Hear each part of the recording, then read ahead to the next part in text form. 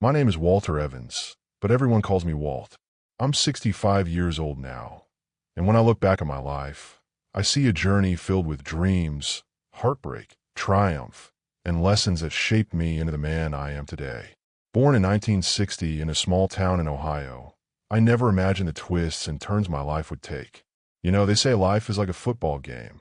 There are victories, defeats, unexpected plays, and moments when you think the clock has run out, but somehow you find a way to keep going. That's exactly what my story is about. It's about getting knocked down and finding the strength to stand back up, about losing everything you thought mattered and discovering what really does. I've been a son who disappointed his father, a young man who faced injustice, a husband who learned what real love means, a father who tried to do better than his own dad, and a coach who discovered that sometimes the greatest victories happen off the field. My life has been ordinary in many ways, but extraordinary in the moments that count. The smell of freshly cut grass on a football field still takes me back to my childhood dreams. The sound of cleats hitting the pavement reminds me of the young man I once was, full of hope and determination. The laughter of children brings back memories of my own kids growing up, and the sizzle of meat on a Sunday barbecue grill connects me to the simple joys that make life worth living. But it wasn't always easy. There was a moment when I was 23 years old that changed everything. A moment that taught me that life doesn't always play fair, that sometimes good people get hurt for no reason, and that starting over isn't just possible. Sometimes it's necessary. That moment broke me down completely, but it also built me into who I am today. If you're someone who's ever felt like giving up, if you've ever been treated unfairly, or if you're just trying to figure out what really matters in life, then this story is for you. Stay with me, because I promise you'll find something in my journey that speaks to your heart.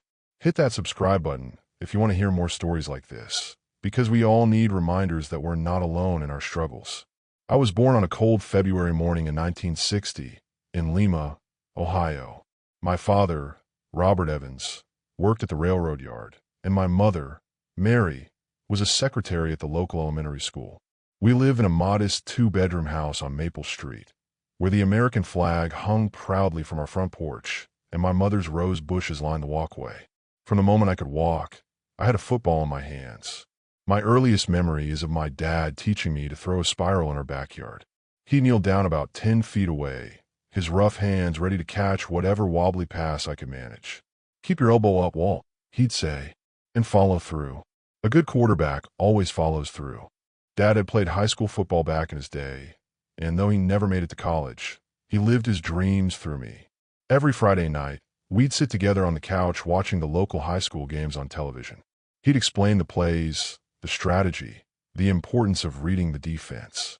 "Football isn't just about being strong, son," he'd tell me. "It's about being smart. The guy who thinks faster wins." School came easy to me, but sports came even easier. By the time I was in middle school, I was already 6 feet tall and had the arm to match my height. Coach Peterson noticed me immediately during tryouts. "Evans," he'd bark across the field. "Show me that arm." I'd launch the ball 50 yards downfield, and he'd nod approvingly. That nod meant everything to me. My mother was my biggest supporter, but she worried constantly. "Walt, honey," she'd say while packing my gear bag, "promise me you'll be careful out there." She'd kiss my forehead before every game, leaving a small lipstick mark that I'd secretly never wipe off until after we won. It became our little ritual. High school was where everything came together. Lima Central High School Wildcats, that was our team. I became the starting quarterback my sophomore year, something that hadn't happened at our school in over a decade. The local newspaper called me the Golden Arm of Lima Central. I kept that clipping in my wallet for years. Coach Martinez was tough but fair. He saw potential in me that I didn't even know existed. "Evans," he'd say during practice, "good quarterbacks are made in practice. Great quarterbacks are made in the moments when everything goes wrong." He was preparing me for life, though I didn't understand that then. My junior year, we made it to the state semifinals. I threw for over 300 yards that night, but we lost by 3 points on a last-second field goal. I cried in the locker room afterward, and Coach Martinez sat beside me. "This is what builds character, son," he said. "Not the wins, the losses. How you handle them defines who you become." Senior year was magical. We went undefeated in the regular season. College scouts were coming to our games. The University of Toledo offered me a partial scholarship. My dad was so proud he could barely contain himself. My boy's going to college on a football scholarship. He'd tell anyone who'd listen at Murphy's Tavern. But then, 3 games before the end of the season, everything changed.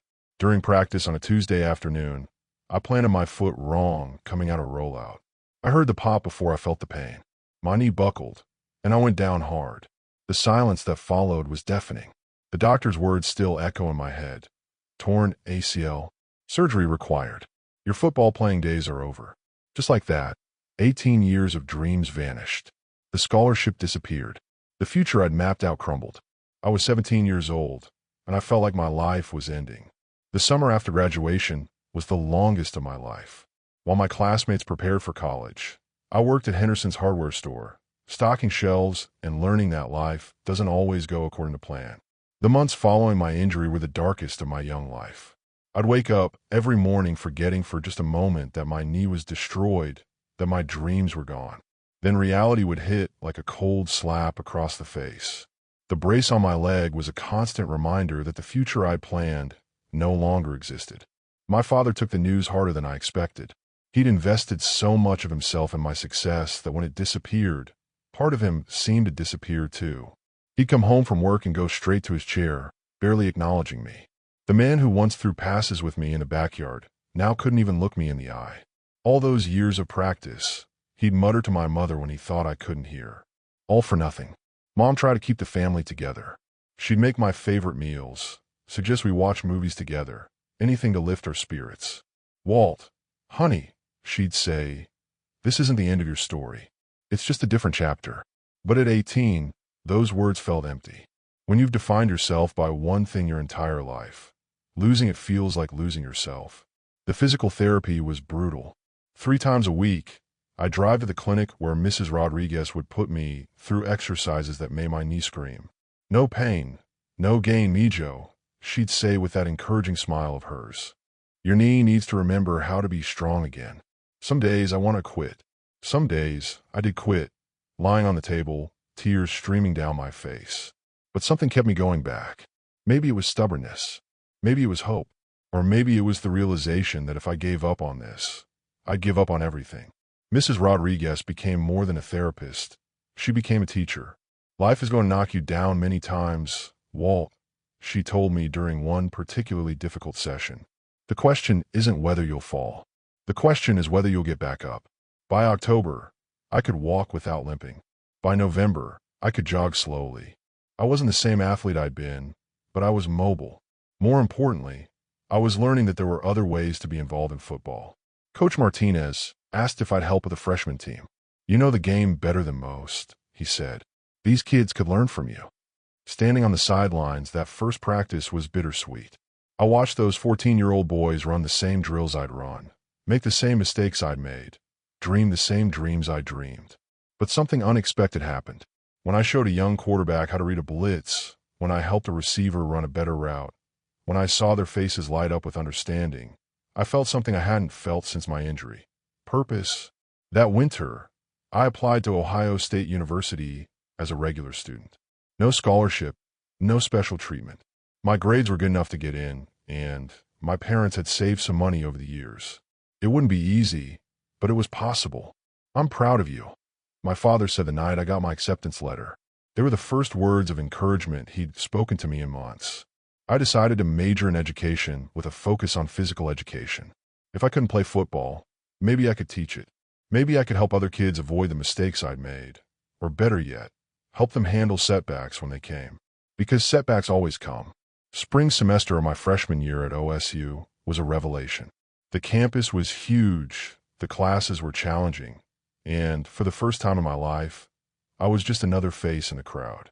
No one knew about my high school football career or my injury. I was free to reinvent myself. I joined the intramural football team, playing receiver instead of quarterback.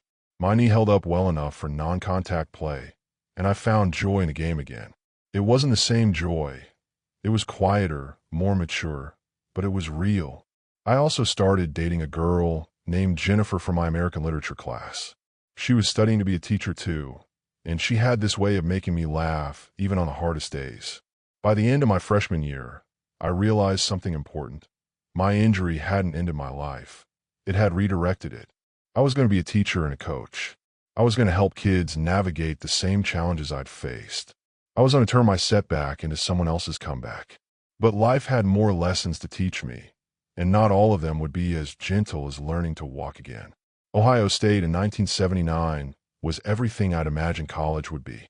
The campus buzzed with energy, students hurried between classes with purpose, and everywhere you looked, there were opportunities to grow, learn, and become someone new.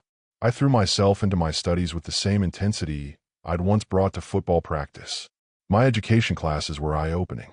Professor Williams taught us that teaching wasn't just about transferring knowledge. It was about inspiring young minds to think critically and dream boldly. A good teacher, he'd say, changes lives. A great teacher changes the trajectory of entire families. Those words stuck with me, and I began to see my future career not as a consolation prize, but as a calling. Jennifer became the bright spot in every day. We'd study together in the library, her blonde hair catching the afternoon sunlight streaming through the tall windows.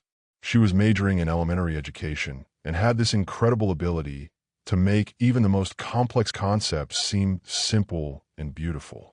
"You're going to be an amazing coach," she'd tell me after I'd explained some football strategy. "You make everything so clear." Our relationship deepened throughout my sophomore year. We'd take long walks around Mirror Lake, talking about our dreams, our fears, our plans for the future. She wanted to teach third grade because, she said, that's when kids really start to understand that learning can be fun. I wanted to coach high school football and maybe teach history. We fit together like puzzle pieces. The football team at OSU was incredible to watch. Woody Hayes was still the coach then, and his teams played with a ferocity that reminded me why I'd fallen in love with the sport. Jennifer and I had season tickets in the student section, and we'd scream ourselves hoarse every Saturday. Sometimes, watching those players, I feel a pang of what might have been. But mostly, I felt grateful to be there, to be part of something bigger than myself, even as a spectator. Junior year brought my first real teaching experience. I was assigned to assist Coach Thompson with the freshman football team at a local high school. These kids were rough around the edges. Some came from broken homes. Others had never been taught proper fundamentals. But they had heart, and they were willing to learn. There was one kid, Marcus, who reminded me of myself at that age. He was tall, had a decent arm, but he was raw. His footwork was terrible, and he had a habit of throwing off his back foot when he got nervous. I worked with him after regular practice ended, just the two of us on the field as the sun set. "Patience, Marcus," I'd tell him. "Good quarterbacks aren't born. They're built, one practice at a time." Watching Marcus improve week by week was intoxicating. By the end of the season, he'd earned the starting position and was throwing passes I would have been proud of in high school. But more than that, his grades improved, his confidence grew, and his mother told Coach Thompson that football had saved her son from running with the wrong crowd. That's when I knew I'd found my calling. Jennifer and I got engaged that Christmas. I proposed in the same spot where we'd had our first real conversation, by Mirror Lake. It was snowing lightly, and her cheeks were red from the cold. "Yes," she said before I could even finish asking the question. "Yes, Walt Evans, I'll marry you." We planned a June wedding after graduation. Senior year flew by in a blur of student teaching, wedding planning, and job interviews. I interviewed for coaching positions at 3 different high schools. The interview at Millfield High School went particularly well. Principal Johnson was a former athlete himself and understood the importance of having coaches who could connect with kids beyond just the X's and O's. "Tell me about a time you overcame adversity," he asked during the interview. I told him about my knee injury, about learning that setbacks don't define you unless you let them. "That's exactly the kind of perspective our kids need to hear," he said. A week later, he called to offer me the position, assistant coach for the varsity football team and head teacher for freshman physical education. Our wedding was perfect, small, intimate, held at the little Methodist church where Jennifer's family worshiped. My parents were there, proud and beaming. My father pulled me aside during the reception. "Son," he said, "I know this isn't the path we originally planned, but watching you with those kids, seeing how happy Jennifer makes you, I think this path might be even better." We honeymooned for a week at a cabin in the Smoky Mountains.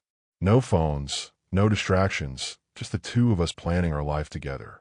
We talked about the house we'd buy, the kids we'd have, the impact we'd make in our classrooms and on the football field. The future stretched out before us like an open highway, full of promise and possibility. That August, we moved to Millfield, a small town about an hour outside of Columbus. We rented a little two-bedroom house on Elm Street with a white picket fence and a big backyard perfect for throwing footballs.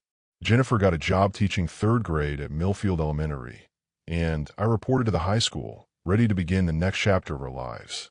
I had no way of knowing that within 3 years, everything would fall apart. But for now, we were young, in love, and ready to change the world, one student at a time. Millfield High School was everything a small-town football program should be. The stadium held about 2,000 people, but on Friday nights, it felt like the whole world was watching. The locker rooms smelled like liniment and dreams, and the trophy case in the main hallway displayed 30 years of varying degrees of success and heartbreak. Head coach Patterson was a man's man, gruff, demanding, but fair. He'd played college ball at Ohio University back in the 60s and coached like someone who understood that football was about more than winning games. Evans, he told me my first day, these boys need more than plays and strategies. They need men who'll show them how to handle success and failure with equal grace. My first season was a learning experience. I coached the offensive line, not glamorous, but essential. These were the big kids, the ones who did the dirty work in the trenches while the quarterbacks and running backs got the glory. I loved them immediately. There's something honest about offensive linemen. They know their job isn't pretty, but they do it with pride anyway. Tommy Kowalski was my first real coaching success. He was 6'4", 260, and had hands like ham hocks, but he moved like he was wearing concrete boots. The other coaches had written him off as too slow, too clumsy. But I saw something in Tommy, not just his size, but his determination. After practice, I'd work with him on footwork, on leverage, on the mental aspects of line play. "Coach Evans," he said to me after our third extra session, "why do you bother with me? I ain't gonna play college ball or nothing." I looked at this 17-year-old kid who'd been told his whole life he wasn't good enough and said, "Tommy, I'm not coaching you to make you a football player. I'm coaching you to make you a man who knows he can get better at anything if he's willing to work for it." By midseason, Tommy was starting at left tackle. By season's end, he was all conference. But more importantly, his grades improved, he started carrying himself differently, and he began helping younger kids with their blocking techniques. He went on to get a partial scholarship to a Division II school, not because he was the most talented, but because he'd learned to outwork everyone else. Jennifer and I settled into married life beautifully. She'd come home from school with stories about her third graders, and I'd share tales from football practice. We'd cook dinner together, grade papers at the kitchen table, and dream about the family we wanted to start.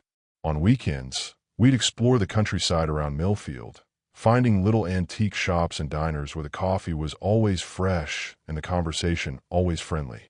Our first son, Michael, was born in 1983. Holding him for the first time was like being handed the most precious football in the world, terrifying and wonderful all at once. He had Jennifer's blue eyes and what the nurses swore was my stubborn chin. "He's going to be a quarterback," I whispered to him in the hospital nursery. Jennifer laughed. "Maybe he'll be a teacher like his mom." Coaching while being a new father was exhausting, but exhilarating. Some nights, I'd come home from practice to find Jennifer asleep on the couch with Michael on her chest, both of them peaceful and perfect. I'd carefully lift him from her arms and walk him around the house, telling him about the day's practice, about the kids I was coaching, about how proud I was to be his father. Michael's birth changed my perspective on coaching. These weren't just kids on a football team. They were someone's sons. Some had fathers who came to every game. Others had fathers who'd never shown up to anything. I started paying more attention to the quiet ones, the kids who seemed to carry burdens too heavy for their young shoulders. Danny Martinez was one of those kids. Sophomore year, barely 5'8", but he had the heart of a lion. His father had left when Danny was 12, and his mother worked 2 jobs to keep food on the table. Danny played with a desperation that sometimes worried me, like football was his only way out of something dark. I made sure to spend extra time with him, not just on football skills, but on life skills. Our second son, David, arrived in 1985. 2 boys, 2 years apart, both healthy and beautiful. Our little house suddenly felt full of life, laughter, and the controlled chaos that comes with toddlers. Jennifer had to take a year off from teaching to manage our growing family, but she did it with the same grace she brought to everything else. The football program at Millfield was improving. We made the playoffs my third year, and the community was buzzing with excitement. Friday nights became community celebrations. The stands full of parents, grandparents, and former players who'd come home just to watch the next generation take the field. There's something magical about small-town football that big city programs can never replicate. Coach Patterson started giving me more responsibilities. I was promoted to offensive coordinator my fourth year, designing plays and managing game strategy. It was exactly what I'd dreamed of doing since my injury and in my playing career. Every Friday night, watching our boys execute plays I'd drawn up on the chalkboard, I felt like I was exactly where I was supposed to be. But success in small towns can be fragile, and sometimes the very thing that makes you feel invincible can disappear in an instant. Looking back now, those were probably the happiest years of my life, but I was too busy living them to fully appreciate how precious they were. By 1983, I thought I had life figured out. I was 23 years old, had been coaching at Millfield for 3 years, and our football program was the talk of the county. Jennifer was pregnant with Michael. We'd saved enough money for a down payment on our first house, and Principal Johnson had hinted that I might be in line to take over as head coach when Coach Patterson retired in a few years. The Millfield Mustangs were having our best season in a decade. We were 8-1 going into the final game of the regular season, with a real shot at the conference championship. The local newspaper ran a feature story about our young, offensive mastermind, and suddenly everyone in town knew my name. I'd walk into Murphy's Diner, and folks would want to talk football strategy over coffee and pie. But success, I learned, can make you a target. Todd Harrison had been the previous offensive coordinator before I arrived. He'd stepped down to focus on his insurance business, but stayed on as a volunteer assistant. Todd was 15 years older than me, well-connected in the community, and had never quite gotten over being replaced by someone so young. I thought we were friends. I was wrong. The trouble started after our biggest win of the season, a 28-14 victory over our crosstown rivals that clinched our playoff spot. The celebration at Murphy's Tavern went late, and maybe I had one too many beers. I was young, successful, and feeling invincible. I made some comments about modernizing our offensive approach, about how football had evolved since the 1960s. Looking back, I probably sounded arrogant. At the time, I thought I was just excited about our team's future. Todd was at the bar that night, listening to everything. A week later, Principal Johnson called me into his office. His expression was serious, more serious than I'd ever seen it.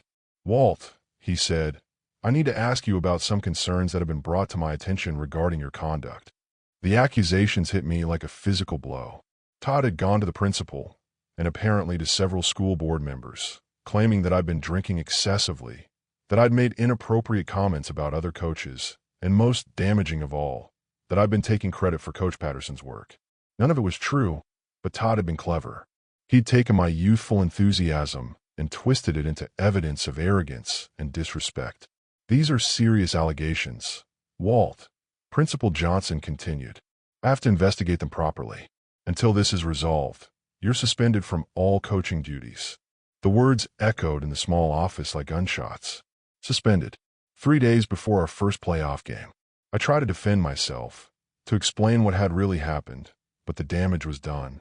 In small towns, perception becomes reality quickly. Todd's version of events spread through Millfield like wildfire. The young hotshot coach who thought he was better than everyone else.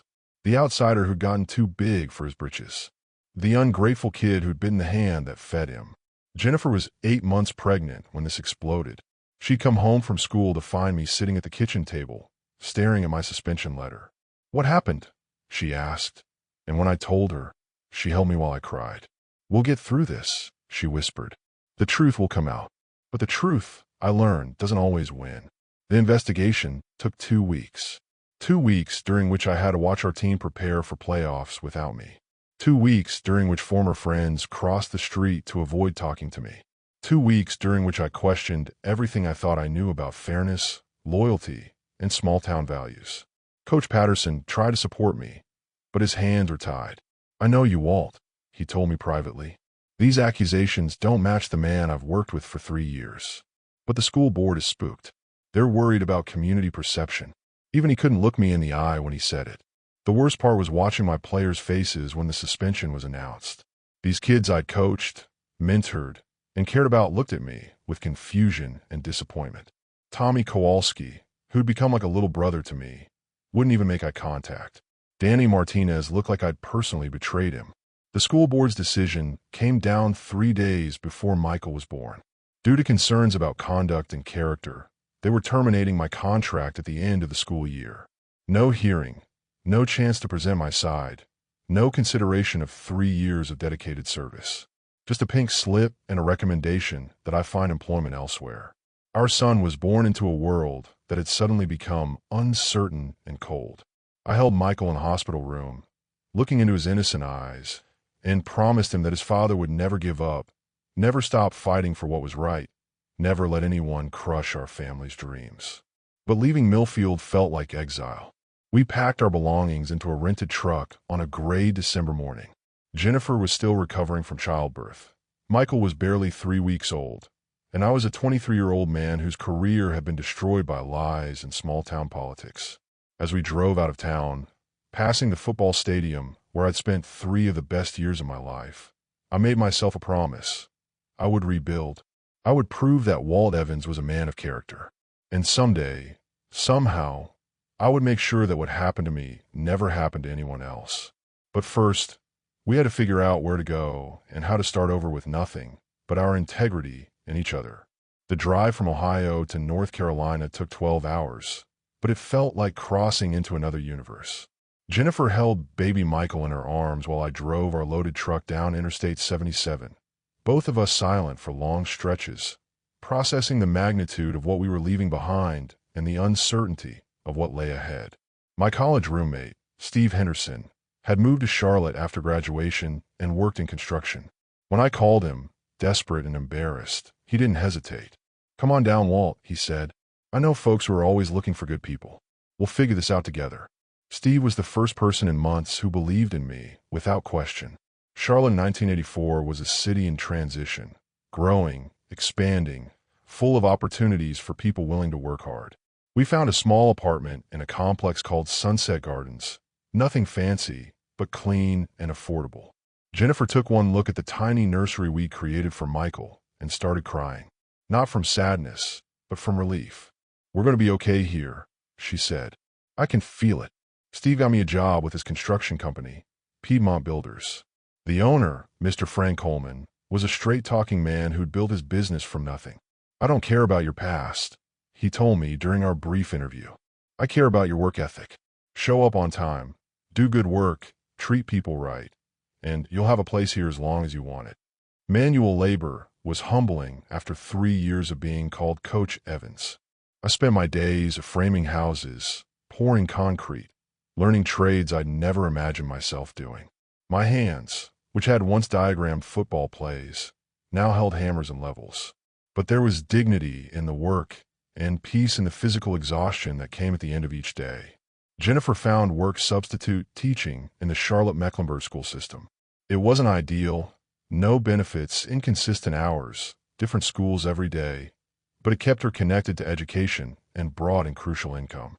We were living paycheck to paycheck, but we were living honestly. The hardest part was explaining to people why a college-educated man with coaching experience was swinging a hammer for a living. I developed a simple answer. Sometimes life takes you down paths you didn't plan. I'm grateful for honest work while I figure out the next step. Most folks respected that. The ones who didn't weren't people I needed in my life anyway.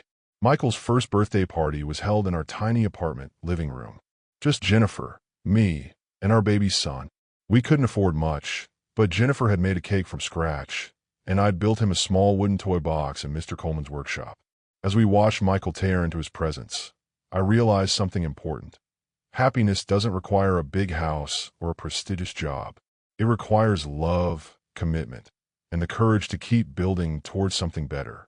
That summer, I started coaching youth league football on weekends. The Charlotte Panthers youth organization needed volunteer coaches, and when I mentioned my background, they practically begged me to help. These inner-city kids had even fewer resources than the boys I'd coached in Millfield, but they had twice the hunger. Coaching those kids reminded me why I'd fallen in love with football in the first place. It wasn't about wins and losses. It was about teaching young people that they could overcome obstacles through preparation, teamwork, and perseverance. When 8-year-old Jerome Williams made his first perfect tackle after weeks of practice, his smile was worth more than any championship trophy. Jennifer got pregnant with David that fall. We were nervous about the timing. We were still struggling financially, but excited about giving Michael a little brother. Our boys are going to grow up knowing that their parents fought for this family.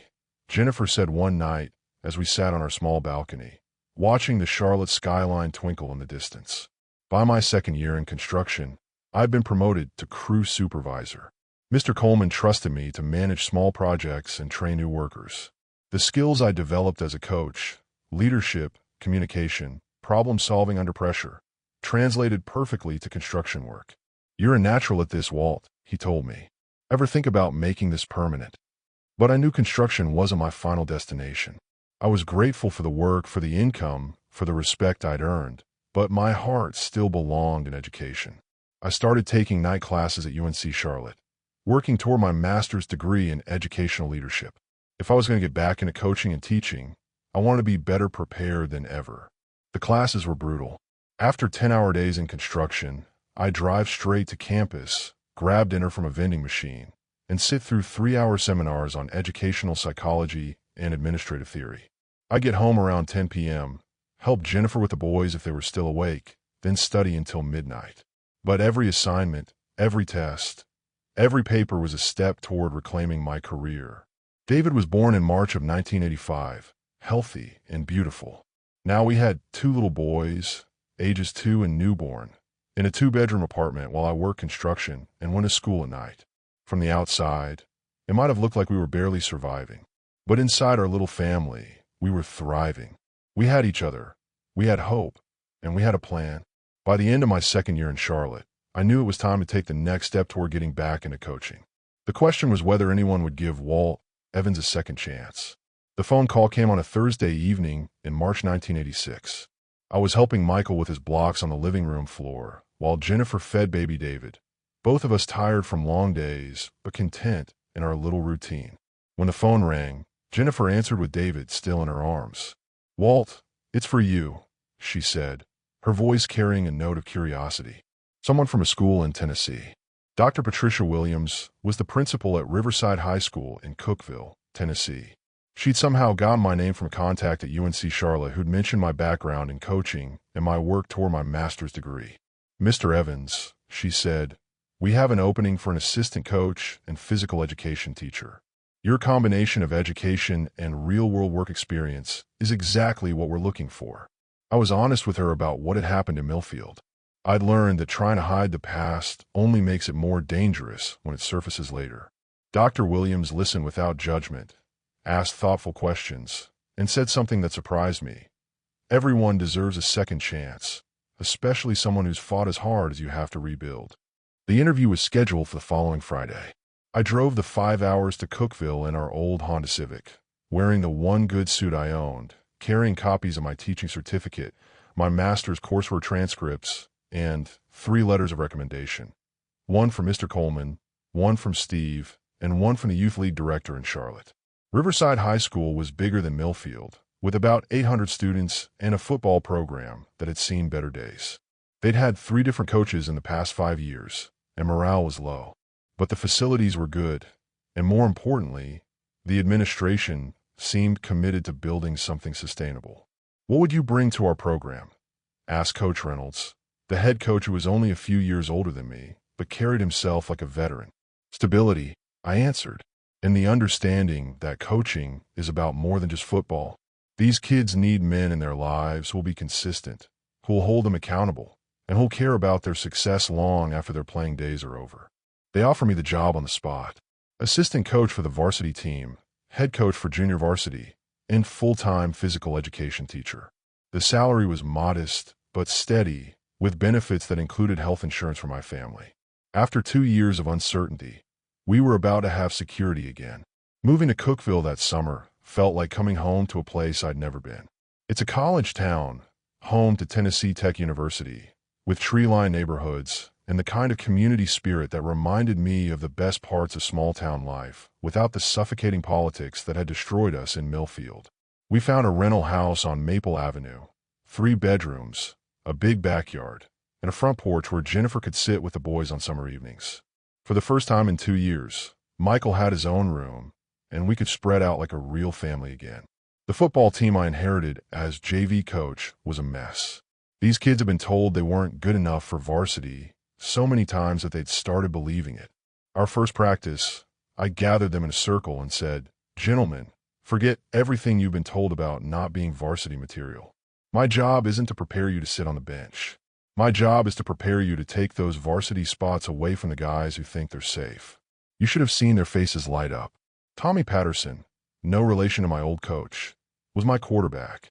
Skinny kid, maybe 160 pounds soaking wet, but he had the most accurate arm I'd seen since my own high school days. The varsity coaches had written him off as too small, too weak. I saw a leader waiting to be developed. "Coach Evans," Tommy said after a third practice, "do you really think I could play varsity someday?" I put my hand on his shoulder and said, "Son, I think you could start varsity if you're willing to work for it." That conversation changed his life. By his senior year, he was throwing for over 2,500 yards and earned a scholarship to Tennessee Tech. Our JV team went 8-1 that first season. More importantly, 5 of my players got called up to varsity midseason, and 3 of them earned starting positions as seniors the following year. Word got around Cookeville that the new JV coach was developing real players, not just babysitting the leftovers. Jennifer thrived in Cookeville too. She got a full-time position teaching 4th grade at Allgood Elementary, and for the first time since Michael was born, she had her own classroom again.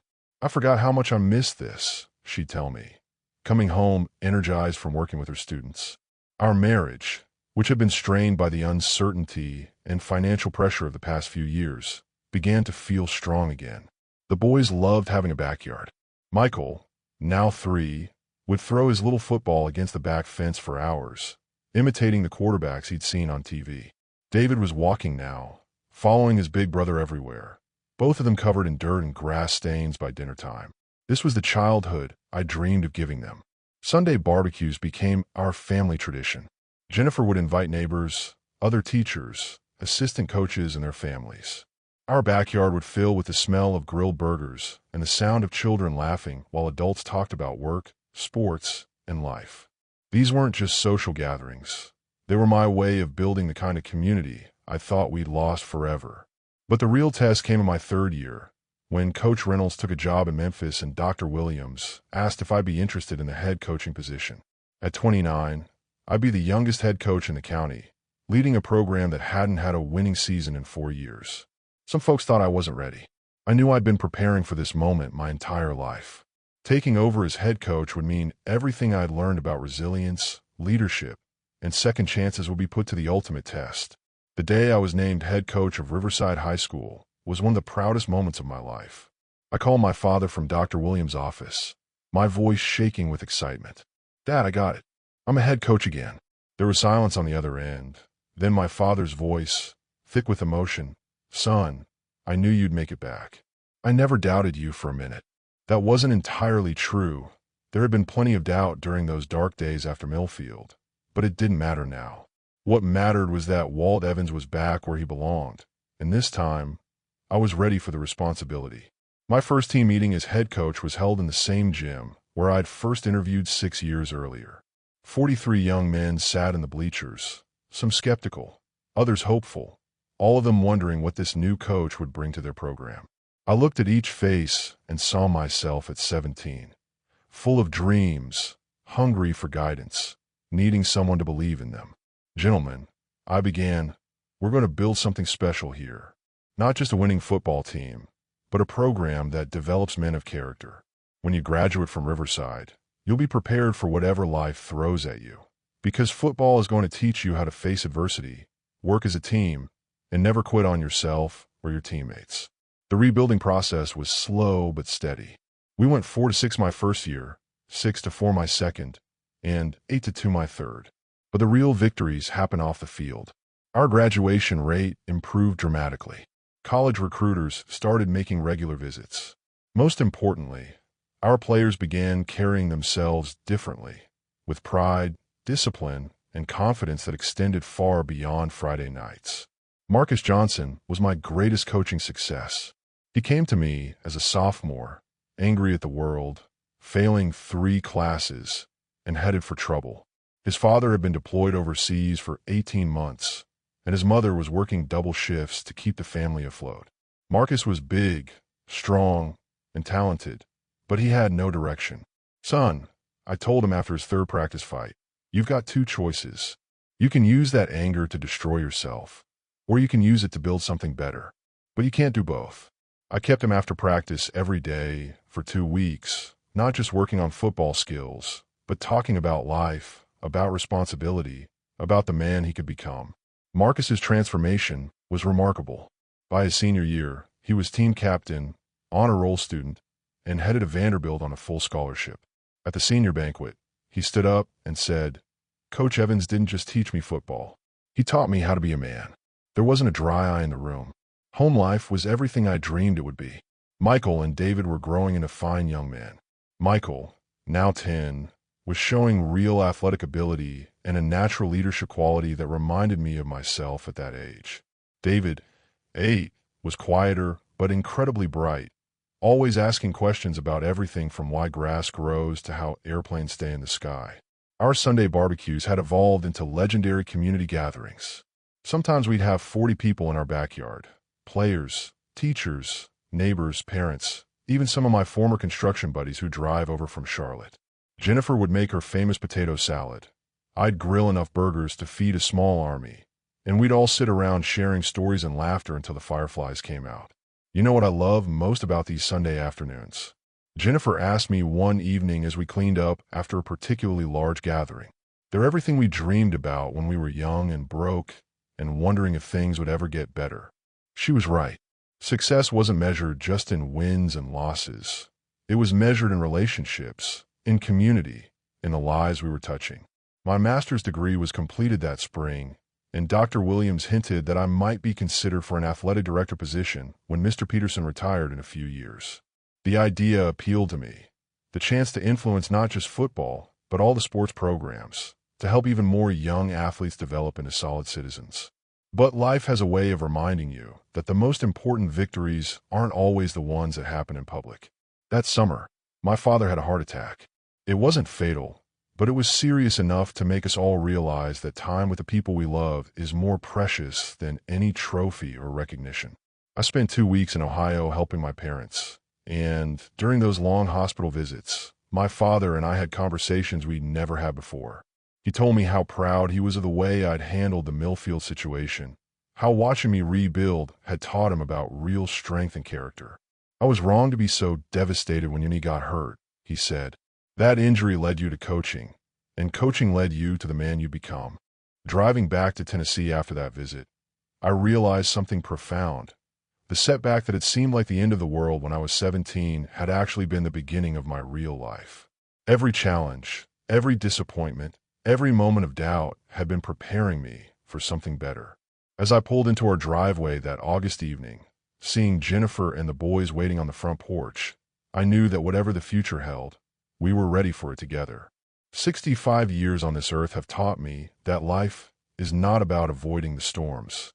It's about learning to dance in the rain. As I sit here in my den, surrounded by 30 years of coaching photographs, championship trophies, and letters from former players, I can honestly say that every setback led to something better. Every closed door opened a window, and every moment of doubt was followed by an opportunity to prove what I was really made of. The boy who dreamed of NFL glory became something more valuable, a man who helped hundreds of young people discover their own potential. The 23-year-old who was crushed by injustice became a leader who fought for fairness and second chances. The husband and father who wondered if he could provide for his family built a legacy that extends far beyond our own backyard. My knees creak when I walk now, and my hair has gone completely gray, but my heart is full. Michael followed in my footsteps and coaches high school football in Georgia.